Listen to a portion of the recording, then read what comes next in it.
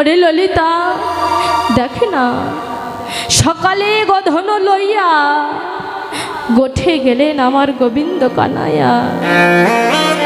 সখিরে আমার যে বাদিনীর ঘরে বসো, তাই শ্যাম সুন্দরের বদন খানা ভালো করে দেখা হলো না।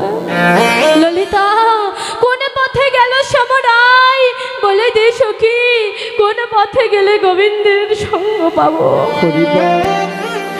ললিতা তুই জানিস সখী, আজ ওই কৃষ্ণকে ভালোবেসে